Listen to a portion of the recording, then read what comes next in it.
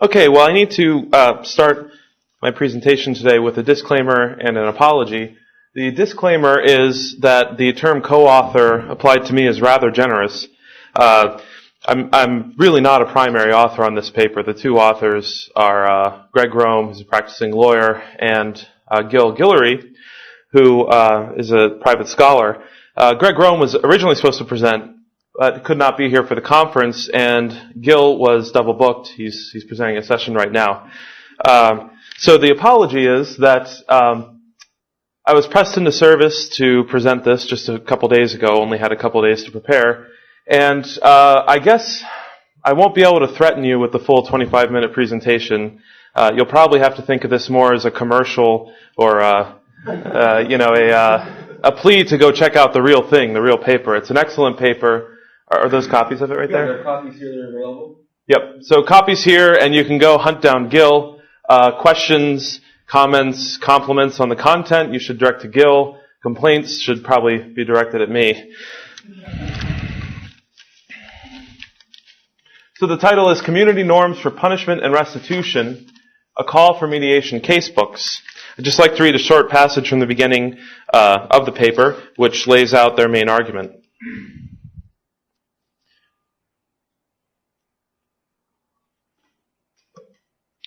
A victim-offender mediation using circles of support is the paradigm case for observing community norms of justice, punishment, restitution, and proportionality. Modern U.S. juridical practice lacks effective means to assess and apply community norms. We therefore advocate the assembly and dissemination of mediation casebooks to guide judges, juries, and private arbiters in setting terms of punishment and/or restitution. Private arbitration has become more common over the last 50 years in the U.S., returning from historical obscurity. Dispute resolution projects have been launched in virtually all major U.S. cities. Arbitration is likely to keep growing in scope and number of cases. Notably, Guillory, in another paper, proposes a franchisable business model for subscription security which would provide private patrol and investigation of crimes, leading to the widespread use of mediation and/or arbitration between victims and offenders to secure restitution for victims. We raise the concern that private victim-offender arbitration is challenged to reflect community norms. The best answer, we think, that is to the modern system, lies in the creation of mediation casebooks. And that's what the paper deals with. So why worry about community norms? Well, there's an inherent problem in subjectivity in adjudication. In many cases, damages that are to be awarded can be very straightforward. In other cases, it's not so clear. And the question arises whether those awarding restitution really have a good grounding in anything other than just their own subjective ideas. The paper cites a case study that was done with two sets of juries, and they were presented with the same arguments. And in one case, the plaintiff was asking for X number of dollars, and in the other case, the plaintiff was asking for 3X number of dollars. And the latter juries consistently would award something like 2.5 times what the other jury would award. So clearly being influenced by things which don't have much to do with the facts at hand, just the arguments that are being made.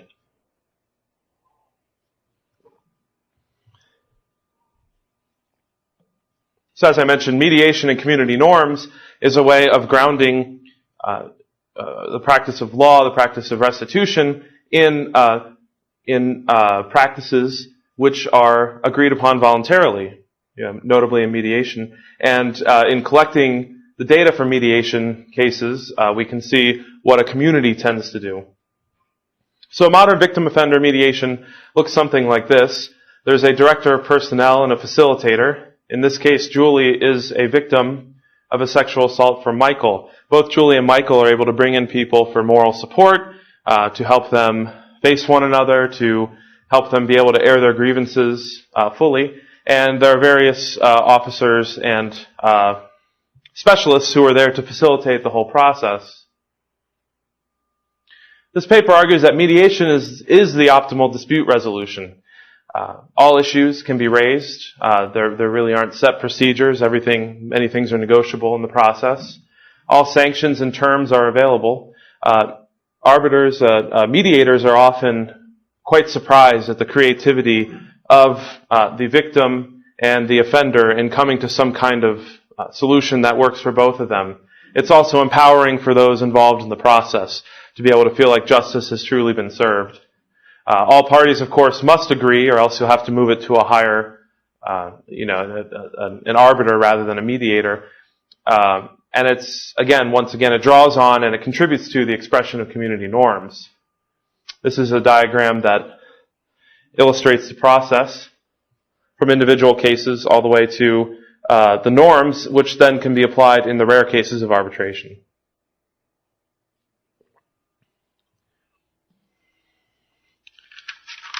A large section of the paper deals with Greek and Roman models of mediation.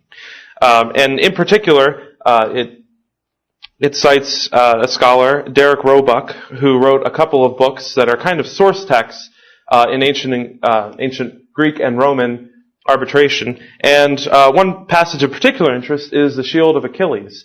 If you ask me what it is that's there on the Shield of Achilles, it's probably easier for me to tell you what's not on the Shield of Achilles. Hephaestus forges this for Achilles, and it features a number of scenes from civilization, and many classicists have pointed out how this is contrasted to the war there at Troy. But among the scenes,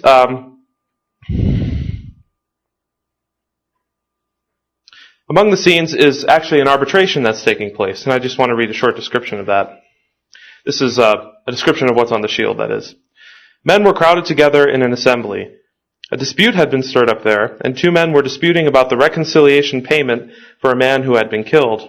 One was pleading all to be yielded, pointing it out to citizens, the proposed payment, perhaps cattle, but the other refused to accept anything.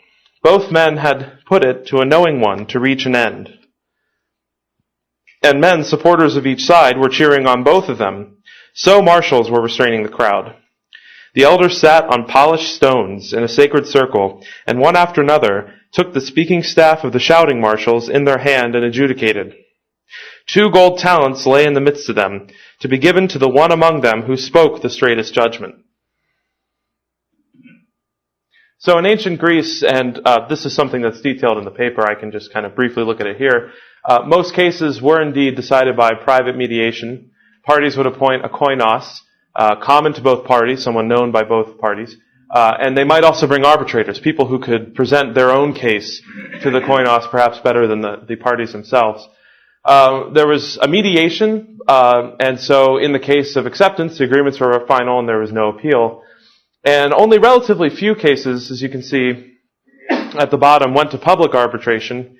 When that would happen, for example, in Athens, many jurors or judges, the Greek word is dikastes, up to over 500 were chosen by lot from all citizens. It was considered a civic duty to go serve. Dikastes made the final ruling.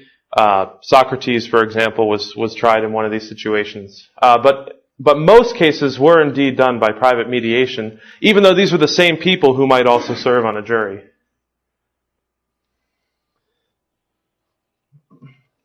As a result of the link, the dikastes were a direct expression of community norms. So the things that were done every day in common dispute resolutions would be expressed even in a jury.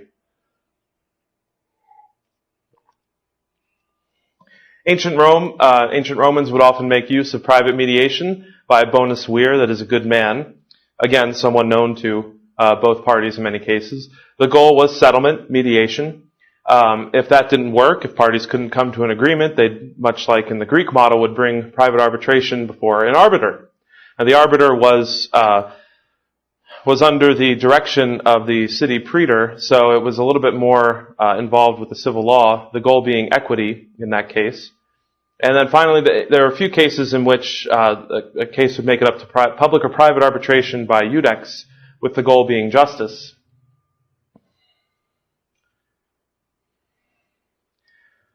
And in ancient Rome, those who were deciding on these laws were often professional jurors, just people who would serve all different kinds of roles. Now, the modern system and this is detailed again in the paper, the modern system suffers from a cutoff of the virtuous transmission of community norms to judges, juries. Judges and juries are appointed by the state. In most cases, when a juror sits in his seat, it's the first time he's ever been asked in his life to wrestle with complex legal topics. No experience of mediation is required, unless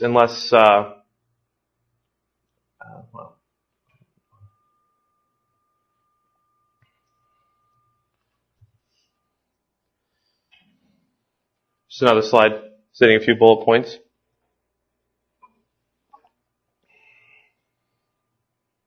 And so the solution proposed by the paper is, because mediations are now currently going on all the time, the idea is to take the mediations and consolidate them into some kind of norms and make them usable for judges, arbitrators, juries, to be able to apply community norms to try and center judgments and awards, restitutions back in the practice of communities. Here's a figure to demonstrate the problem. Both of these black circles are, the black circles of justice, I call them. You can't actually see these. I mean, they're here for the purpose of illustrating, but in reality, what people are dealing with, they know this red boundary of legal guidelines. These are the legal boundaries in which I have to rule. I'd say that's a rather generous position relative to the black circle of justice. And on this side, we have mediation cases, which are individual dots. Now, since all of them are agreed to voluntarily, there's a much better idea of what it is, when justice is served through these agreements. So the question that's posed is, well, which job is easier? If all you could see was the red circle and the dots, which would be easier to figure out where justice was? Finally, there's an example casebook entry here where they want to provide an example of how one might put together, from a mediation, a casebook. And in putting enough of these together, again, it's not only drawing on community norms, but contributing to them, and can be something that could be applied in the courts. So once again, I implore you, if you're interested at all, to please seek out the paper and track down Gil Guillory. He'll be happy to answer all the questions that I think you would have. Thank you.